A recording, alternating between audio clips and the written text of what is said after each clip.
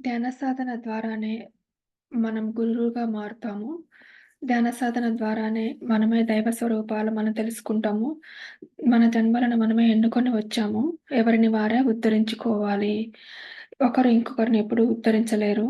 సృష్టిలో కోటానుకోట్ల లోకాలు ఉన్నాయి. చనిపోవడం అంటే భౌతిక శరీరాన్ని వదలడమే. చనిపోవడం అంటే మన చుట్టూ ఉన్న ప్రపంచాన్ని మార్చటమే. చనిపోవడం అంటే మరో నూతన ప్రపంచాన్ని చేరటమే. సొంత కర్మ ఫలాలను అనుభవించే తీరాలి. మన చెడే మనకు చెడును కలుగజేస్తుంది. మన మంచే మనకు మంచిని కలుగజేస్తుంది. అందరి దగ్గర నుంచి అన్నీ ఎప్పుడూ నేర్చుకుంటూ ఉండాలి. సమయాన్ని క్షణమైనా వృధా ఎప్పుడూ చేయరాదు.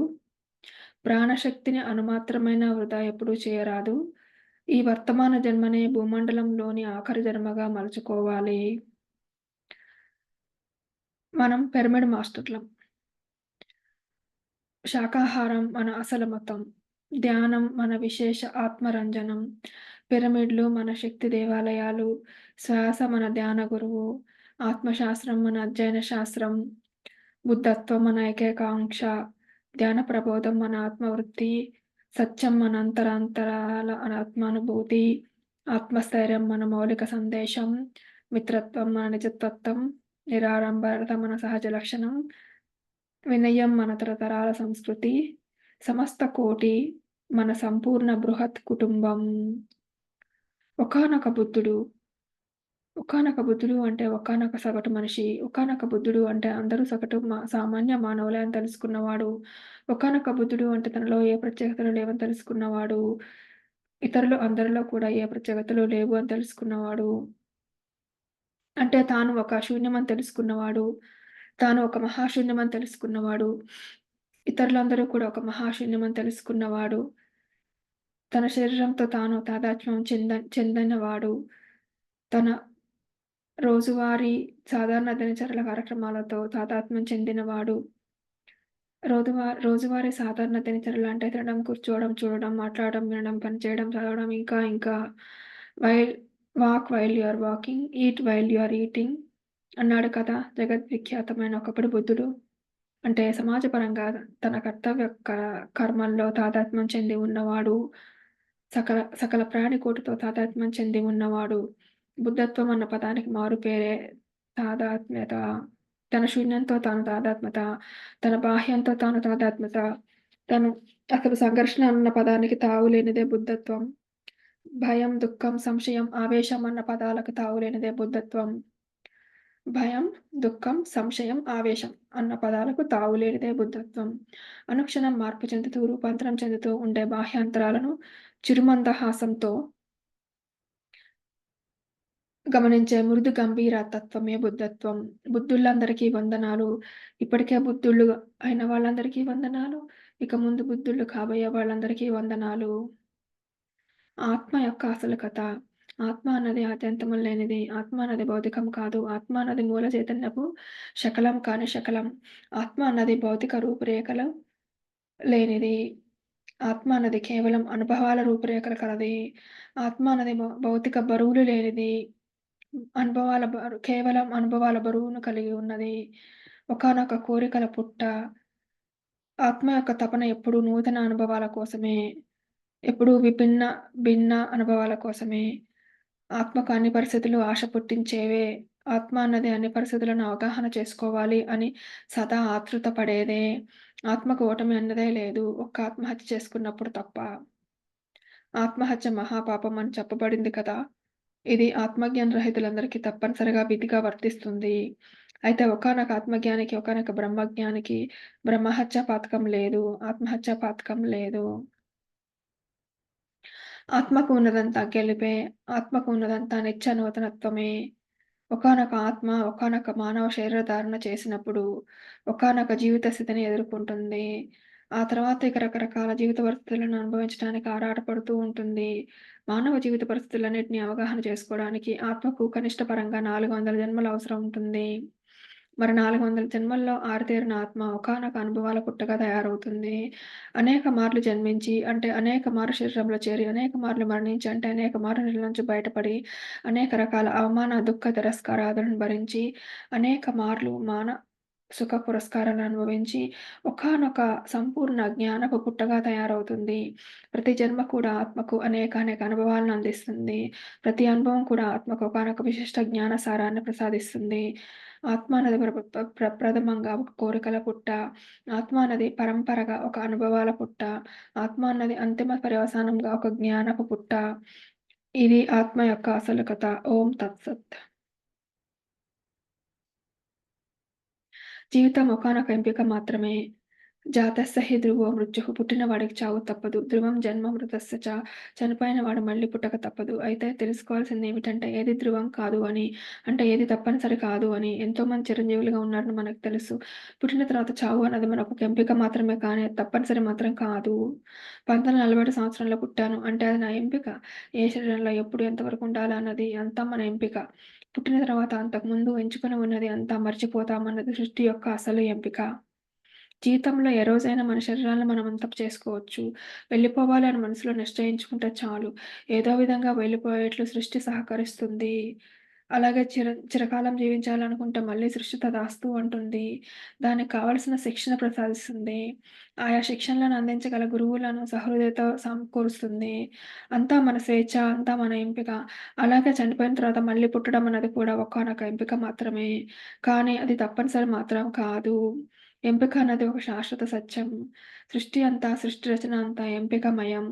నేను వెళ్ళిపోవడానికి నిశ్చయించుకున్నాను. అయితే 2098 సంవత్సరంలో అంతవరకు నిశ్చింతగా ఉంటాను. ప్రపంచంలో అందరూ పిరమిడ్ మాస్టర్స్ అయ్యేంత వరకు ఉండి తీరుతాను. అందరూ నందనలుగా ఉందురుగాక. మనిషిని ఏ పేరుతో పిలిస్తే ఏమిటి? సంవత్సరాన్ని ఏ పేరుతో పిలిస్తే ఏమిటి? అన్ని పేర్లు ఒకటే.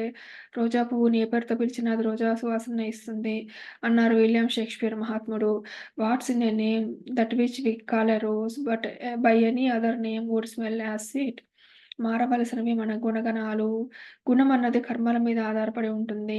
కర్మలు చేస్తూ చేస్తూ ఉంటే గుణం అన్నది మెల్లిగా మారుతూ మారుతూ ఉంటుంది. గుణం అన్నది అంతరాత్మ యొక్క యథార్థ స్థితి. కర్మలన్నవి బాహ్య ప్రపంచంలో మరియు ఇతర ప్రాణికోటితో మనం నెరవేర్పే వ్యవహారాలు. కర్మలు చేస్తూ ఉంటే గుణాలు మెల్లిమెల్లిగా మారుతూ ఉంటాయి. అలసత్వంలో, బద్ధకంలో, కర్మలో మునిగితే తమోగుణం. అహంకారంలో, విచక్షణ రాహిత్య కర్మల్లో మునిగి ఉంటే రజోగుణం. గౌరవ ఆదరాలతో విలువలతో పరస్పర హితకర కర్మల్లో మునిగితే సత్వగుణం. ఆత్మ యొక్క జన్మ జన్మల సహజ పరిణామ క్రమంలో తమోగుణం అన్నది తొలి మజిలి, రజోగుణం అన్నది రెండవ మజిలి, సాత్వికగుణము మూడవ మజిలి, నిర్గుణం అన్నది చివరి ఆఖరి స్థితి. నీటిలో మునిగితే స్నానం, శ్వాసలో మునిగితే ధ్యానం. ధ్యాన అనుభవాల ద్వారా ఆత్మ సత్యంలో మునిగితే జ్ఞానం. అదే నిర్గుణం. మరి అదే నిర్వాణం. నిర్గుడైన వాడు ఇక లోక కళ్యాణ కార్యక్రమాల్లో మునుగుతాడు. లోక కళ్యాణంలో మునిగితే అదే పరినిర్వాణం. అదే మహాపరినిర్వాణము. లోక కళ్యాణ కార్యక్రమాల్లో మునిగితేనే ఏ ఆత్మకైన నిజమైన ఆనందం, నిజమైన సంతోషము. నందననామ సంవత్సరంలో అందరూ నందనంలో మునుగుదురుగాక. నందనం అంటే సంతోషం. నందనం అంటే ఆనందం. అందరూ నందనులుగా ఉందురుగాక. అరిహంత్ శుభాశుభ పరిత్యాగి. హరి అంటే శత్రువు, హంత్ అంటే హతం చేసినవాడు. అరిహంత్ అంటే శత్రువును హతం చేసినవాడు. జీవుడికి ముగ్గురు శత్రువులున్నారు. మొదటి శత్రువు అన్ని సందర్భాల్లో తమోగుణం. రెండో శత్రువు అనేక సందర్భాల్లో రజోగుణం. మూడో శత్రువు కొన్ని ప్రత్యేక సందర్భాల్లో సాత్విక గుణము. తమోగుణం అంటే అలసత్వం, రేపటికి వాయిదా వేసే తత్వం. అలసత్వం ఎప్పుడూ ఉండకూడదు. రేపటికి ఎప్పుడు పనులను వాయిదా వేయకూడదు. శుభస్య శీఘ్రం, ఆలస్యం అమృతం విషం. తమో గుణం అన్నది సర్వవేళలా సకల పరిస్థితుల్లో త్యజించవలసిన గుణమని అంపశయ్య మీద ఉన్నప్పుడు కూడా భీష్ముడికి ఆ పని అప్పచెప్పాడు శ్రీకృష్ణుడు. ధర్మరాజుకు ధర్మబోధ చెయ్యమని, రాజనీతి సూత్రాలు చెప్పమని. ఇకపోతే రెండవ శత్రువు అనేక పరిస్థితుల్లో రజోగుణం. రజోగుణం అంటే శక్తివంతంగా అనేకానేక పనులు చేయడం. ఇది చాలా మంచిదే. అయితే అన్ని పరిస్థితుల్లోనూ కాదు. ఉద్రేకాలకు లోనై శక్తికి మించిన పనులు ఎప్పుడూ చేపట్టరాదు. సత్యాసత్య విచారణ లేకుండా మాటలు పలకరాదు. అన్ని విధాలా ఆలోచించకుండా పనులకు ఎగబడరాదు. ఈ విధంగా ఎన్నో ఎన్నో ఉదాహరణలు రెండవ శత్రువును జయించియే తీరాలే. చివరగా మూడో శత్రువు అనేక సందర్భాల్లో సాత్విక గుణం అంటే అనుక్షణం శుభం చేయడంలో జీవించడం. సదా సర్వదా కళ్యాణ కార్యక్రమాల్లో ఉండడం. అయితే ఎక్కువగా మంచి కూడా చేయరాదు. ఎక్కువగా సహాయం కూడా చేయరాదు. ఎవరి కాళ్ళ మీద వాళ్ళు నిలబడటానికే దోహదం చేయాలి. మరొకళ్ళ పనులు ఎప్పుడూ చేయరాదు. ఇంకొకళ్ళ పనులు చేయడం మంచితనం కాదు. అది వెర్రితనం.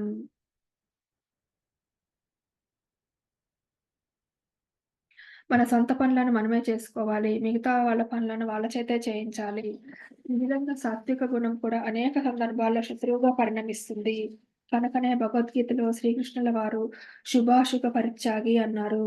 అశుభ పరిత్యాగం అన్నది వెంటనే అందరికీ అర్థమవుతూనే ఉంటుంది. కానీ శుభ పరిత్యాగం, సాత్వికం అన్న దానిని అంటే శుభాన్ని కూడా అనేక సందర్భాల్లో సంపూర్ణంగా త్యజించాలి. ఈ విధంగా 3 శత్రువులను సంపూర్ణంగా జయించిన వాడే అరిహంత్. ఆత్మవాన్ భవ. జీవితం ఒక వ్యధ కాదు. జీవితం ఒక సంక్షోభం కాదు. జీవితం ఒక నిరాశ, ఒక నిస్పృహ కాదు. జీవితం ఒక సంగ్రామం కాదు. జీవితం ఒక త్యాగం కాదు.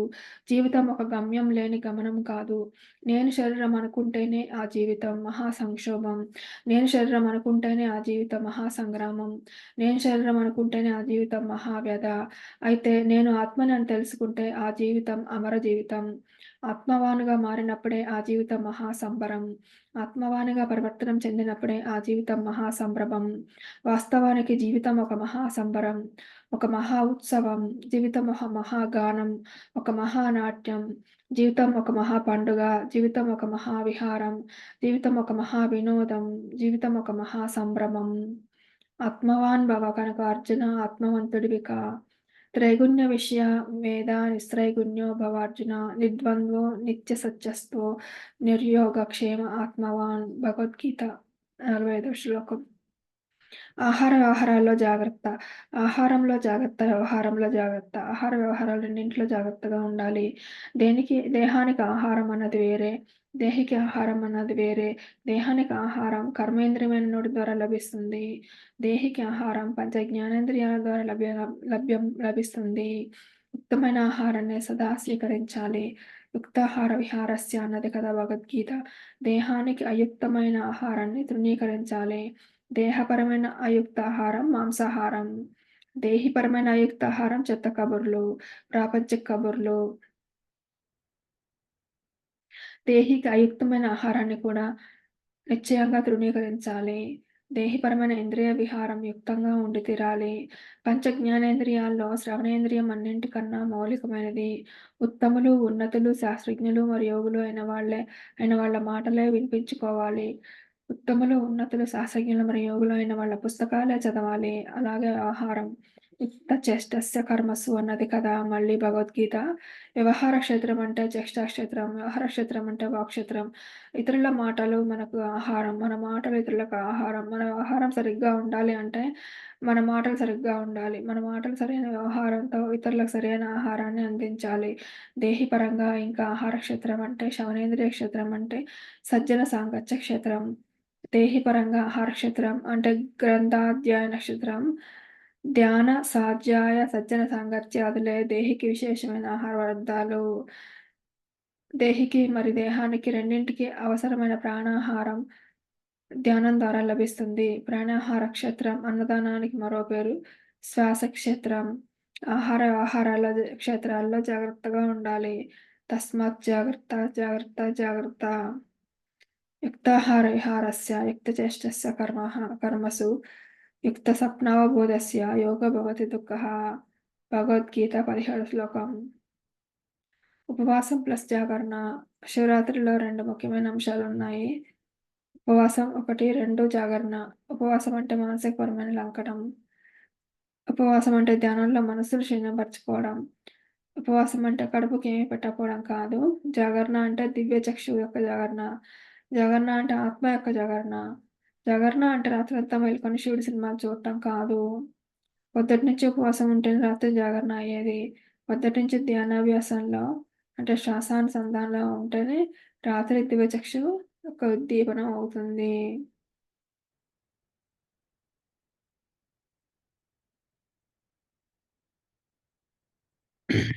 ఉపవాసం లేకుండా జాగరణ అన్నది అసంభవం. ఉపవాసం యొక్క ధ్యేయమే జాగరణ. జాగరణకు కావాల్సింది ముందుగా ఉపవాసం. ఇది అసలు కథ. కడుపులో ఏమీ పెట్టకపోవడం వల్ల మనోనాశనం కాజాలదు.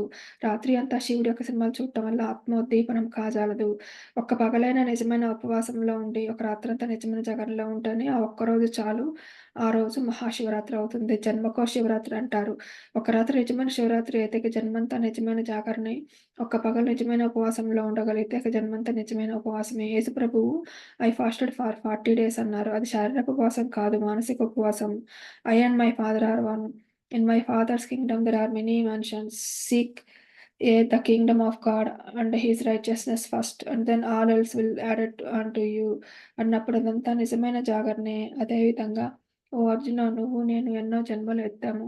అవన్నీ నాకు తెలుసు. ఓ కుంతిపుత్రుడా, నువ్వు బ్రహ్మలోకానికి వెళ్ళినా మళ్ళీ తిరిగి రావాల్సిందే. అయితే నేనున్న స్థితికి నీ స్థితికి కూడా చేరుకుంటే ఇక నువ్వు మళ్ళీ తిరిగి రావు అని శ్రీకృష్ణుడు భగవద్గీతలో అన్నప్పుడు అదంతా నిజమైన జాగరణే. ఉపవాసం జిందాబాద్ అంటే ధ్యానం జిందాబాద్. జాగరణ జిందాబాద్ అంటే ఆత్మానుభవాలు జిందాబాద్. జాగరణ జిందాబాద్ అంటే శివుడు మూడో కన్ను జిందాబాద్.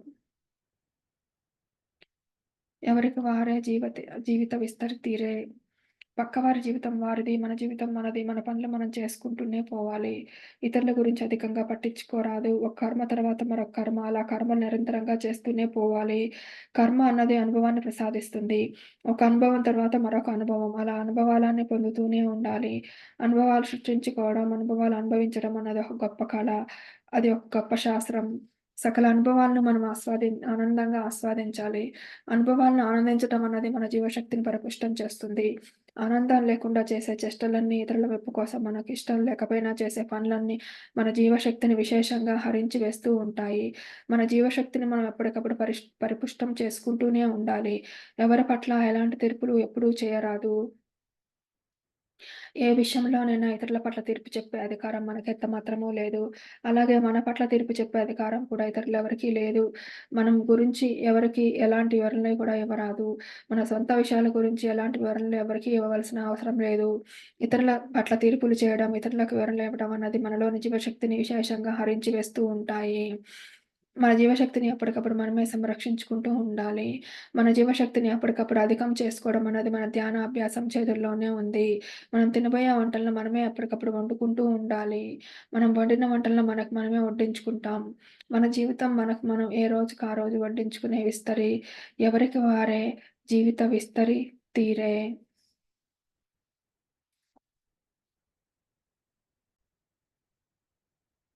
ఎంపికలు, కర్మలు, కర్మ ఫలితాలు. కర్మలు, కర్మ ఫలితాలు. కర్మలు క్రమేపీ కర్మ ఫలితాలుగా రూపాంతరం చెందుతాయి. కర్మలు ఆత్మ యొక్క ఎంపికలు. కర్మ ఫలాలు సహజ పరిణామాలు.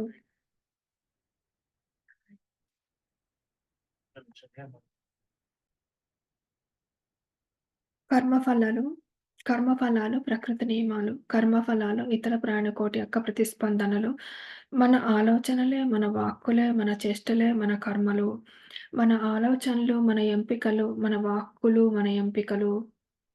మన చేష్టలు మన ఎంపికలు, మన జన్మలు మన ఎంపికలు, మన మరణాలు మన ఎంపికలు, మన జీవన శైలులు మన ఎంపికలు, మన నిర్ణయాలు, మన తాత్సారాలు అన్నీ మన ఎంపికలే. ఎంపికలు కర్మలు కర్మ ఫలితాలు. అధర్మ కర్మలు హానికర ఫలితాలను ప్రసాదిస్తాయి. ధర్మ కర్మలు లాభకర ఫలితాలను ప్రసాదిస్తాయి. ధ్యాన కర్మలు జ్ఞాన ఫలితాలను ప్రసాదిస్తాయి. జన్మకు పూర్వం ఎంపికలు, జన్మ తర్వాత ఎంపికలు. జన్మకు పూర్వం కూడా ఎంపికలు ఉంటాయి. జన్మ తర్వాత కూడా ఎంపికలు ఉంటాయి. జన్మకు పూర్వం సుజ్ఞానంతో కూడిన, సత్యంతో కూడిన ఎంపికలు ఉంటాయి. జన్మ ఎత్తిన తర్వాత అజ్ఞాన ప్రపంచంలోకి ప్రవేశించిన తర్వాత, అజ్ఞానం నేర్పించబడినప్పుడు, అజ్ఞానంతో అంధకారంలో మునిగినప్పుడు, అజ్ఞానాత్మకమైన ఎంపికలు ఉండి, అధర్మకమైన కర్మలు చేస్తాము. అయితే ఎప్పుడైతే ధ్యాన, విజ్ఞాన పరిచయం ద్వారా ధ్యాన ప్రపంచంలోకి ప్రవేశిస్తామో, అప్పుడు ధ్యాన అభ్యాస మాధ్యమం ద్వారా అజ్ఞాన ప్రపంచంలోంచి తిరిగి సుజ్ఞాన ప్రపంచంలోకి ప్రవేశిస్తాము. అప్పుడు అధర్మ కర్మలు వీడి ధర్మ కర్మలనే చేపట్టుతాము. దేహాత్మ భ్రాంతి వీడి ప్రజ్ఞానాత్మగా అవబోధ ఏర్పడినప్పుడు సత్కర్మలు సత్ఫలితాలు, భవ్య కర్మలు భవ్య ఫలితాలు మెరసి చెత్త జీవితం భవ్య జీవితంగా మన జీవితం రూపాంతరం చెందుతుంది. సత్కర్మీ భవ, నిత్యభోగీ భవ. పూజారి టు పూర్ణాత్మ. పూజారి భక్తి పేర ఆకులను, పువ్వులను తాను కోస్తూ, ఇతరులచే కోయిస్తూ ప్రకృతిని నాశనం చేసేవాడు. చిన్న పిల్లలు బొమ్మలతో ఆడుకున్నట్లు పెద్ద బొమ్మలైన విగ్రహాలతో ఆడుకునే పెద్ద బాలుడు. మంత్రోపాసకుడు. సాధనను నమ్ముకున్నవాడు, కొంచెం ఎదిగినవాడు, బొమ్మలాటను వదిలేసినవాడు, శక్తులను తనలోనే ఉన్నాయని గ్రహించి, ఆ శక్తులను వెలుపలికి తీయడానికి అత్యంత క్లిష్టతర సాధనలను చేయబూనుకున్న సాహసి. వేదాంతి. ప్రకృతిని నాశనం చేయని పండితుడు. అయితే ఆత్మతత్వాన్ని గ్రహించిన, తనలోనే శక్తులన్నీ ఉన్నాయని గ్రహించిన, ఆ శక్తిని వెలుపలికి తీయడానికి ఏ ధ్యాన సాధన చేయకుండా, తన పదజాలానికి, వాక్చాతుర్యానికి తానే ముగ్ధుడయ్యే వెర్రివాడు. ధ్యాన సాధకుడు. నిజమైన తెలివైన మనిషి. తనలోనే శక్తులన్నీ ఉన్నాయని గ్రహించినవాడు. వెంటనే ఆ శక్తులను వెలుపలకు తీయడానికి చేయవలసిన ఆనాపానసతి ధ్యాన సాధనలో పూర్తిగా నిమగ్నమైనవాడు. అవధూత. ధ్యానానుభవాల్లో అత్యంత ముందుకు పోయినవాడు. నిరంతరం ఇతర లోకాలలో సూక్ష్మ శరీర యాత్రలు ద్వారా తిరిగేవాడు. అయితే భౌతిక లోకాలన్నీ చుట్టుపక్కల ప్రజలను ఏమాత్రం పట్టించుకోనివాడు. పిచ్చివాడు అని ఈ లోకపు పిచ్చివాళ్ళు అనుకుంటారు. సిద్ధుడు. ధ్యాన పరాకాష్ఠను అందుకొని అష్టసిద్ధులను హస్తగతం చేసుకున్నవాడు. లోకం ఇతని సిద్ధులను చూసి భయపడుతోంది, ఆశ్చర్యపోతుంది. బుద్ధుడు. ఆఖరి జన్మలో ఉన్నవాడు. అందరూ సిద్ధత్వానికి, బుద్ధత్వానికి దారి చూపేవాడు. నిరంతరం జ్ఞానబోధ చేస్తూ ఉండేవాడు. సిద్ధుడు అవ్వాలంటే ధ్యానం పరిపూర్ణం అవ్వాలి. బుద్ధుడు అవ్వాలంటే జ్ఞాన బోధ నిరంతరం చెయ్యాలి. ఒకానొక పూర్ణాత్మ. సత్యలోకంలో తారగా శాశ్వతంగా నిలిచిపోయే తనలోంచి నూతన అంశాలను సృష్టించి, వారిని కూడా జనన చక్రంలో ప్రవేశపెట్టి, వారు కూడా బుద్ధులయ్యేంత వరకు వారి బాగోగులను చూసుకునేవాడు.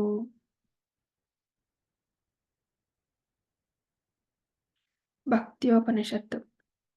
భక్తి చాలా గొప్పది. మన స్వీయ శరీర ఆరోగ్య పరిరక్షణ పట్ల మనం భక్తిని కలిగి ఉండాలి. మన స్వీయ మనోరంజనం పట్ల మనం భక్తిని కలిగి ఉండాలి. మన స్వీయ బుద్ధి వికాసం పట్ల మనం భక్తిని కలిగి ఉండాలి. మన స్వీయ నిరంతర ధ్యానాభ్యాసం పట్ల మనం భక్తిని కలిగి ఉండాలి. మన స్వీయ ఆత్మానుభవాల పట్ల మనం భక్తిని కలిగి ఉండాలి. మన వర్తమానం ఎరుక పట్ల మనం భక్తిని కలిగి ఉండాలి. యమ నియమాదులన్నింటి పట్ల మనం భక్తిని కలిగి ఉండాలి. మన రోజువారీ దైనందిన కార్యక్రమాల పట్ల మనం భక్తిని కలిగి ఉండాలి. చిన్నారుల పట్ల, పసిపాపల పట్ల మనం భక్తిని కలిగి ఉండాలి. సకల విద్యల పట్ల, సకల కళల పట్ల మనం భక్తిని కలిగి ఉండాలి. స్వీయ ఆత్మ యొక్క అనంత శక్తుల పట్ల మనం భక్తిని కలిగి ఉండాలి. సృష్టి యొక్క అద్భుత రచన పట్ల మనం భక్తిని కలిగి ఉండాలి. విశ్వంలో ఉన్న యోగీశ్వరులందరి పట్ల మనం భక్తి ప్రపత్తులను కలిగి ఉండాలి. తోటి మానవుల యోగక్షేమాల పట్ల మనం భక్తిని కలిగి ఉండాలి. సకల పశుపక్షాదుల పట్ల మనం భక్తిని కలిగి ఉండాలి. సకల ఖేచర, భూచర, జలచర ప్రాణుల యొక్క రక్షణ, పోషణల పట్ల మనం భక్తిని కలిగి ఉండాలి. భక్తి చాలా గొప్పది. భక్తిని కలిగి ఉందాము. ఇది భక్తి యోగః, ఇది భక్తి సిద్ధాంతః. నీతి నియమాలు. జీవితం ఏ దిశగా వెళ్ళాలి? నీతి ఏ దిశగా వెళ్ళాలి? అసలు మానవత జీవిత లక్ష్యం ఏమిటి? అనుదినం నీతిలో జీవించడమే మానవులందరి మౌలిక అనుదిన లక్ష్యం. మనిషికి మౌలిక జీవిత లక్ష్యం ఉండి తీరాలి. అది ఎప్పుడూ మన ముందు కనపడుతూనే ఉండాలి. నేడు నీతితో జీవించడమే నేటి జీవిత లక్ష్యము. రేపు కూడా నీతితో జీవించడమే రేపటి జీవిత లక్ష్యం. నీతి అంటే ఏమిటి? అహింస అన్నదే నీతి. అహింసలో జీవించడమే నీతిలో జీవించడం అంటే. తోటి మనిషిని కట్టుదిట్టం చేయడం అంటే అది హింస. పక్క వాళ్ళ జీవితాలలో వాళ్ళకిష్టం లేకుండా దూరడమే హింస. పక్కవారిని కట్టుదిట్టం చేయకపోవడమే అహింస. అదే నీతి. తోటి మనిషిని శాసించకపోవడమే అహింస. అదే నీతి. అధికారం ఉపయోగించి, బలం ఉపయోగించి మన ఇష్టాలను ఇతరుల మీద రుద్దటమే హింస. మనతో ఉన్న వారికి స్వేచ్ఛను ప్రసాదించడమే నీతి. నీతిని అర్థం చేసుకొని ఆ విధంగా జీవించడమే మానవత్వం. మానవత్వంతో జీవించడమే మౌలిక ఆధ్యాత్మికత. ఇకపోతే ఏమిటి నియమాలు? ధ్యానం, స్వాధ్యాయం, సజ్జన సాంగత్యం అన్నవే నియమాలు. నీతితో పాటు జీవితంలో నియమాలు కూడా కావాలి. నీతితో పాటు నియమాలలో జీవించడం అన్నదే మానవ సంపూర్ణ జీవిత లక్ష్యం. రోజువారీ కార్యక్రమాలు తప్పక ఉండవలసిన వాటినే నియమాలంటాము. నీతి నియమాలు లేని జీవితాలు యాంత్రిక సదృశ్యాలు. నీతి నియమాల ద్వారా బ్రతుకుని ధన్యం చేసుకోవాలి. ఇది నీతిః, ఇది నియమః.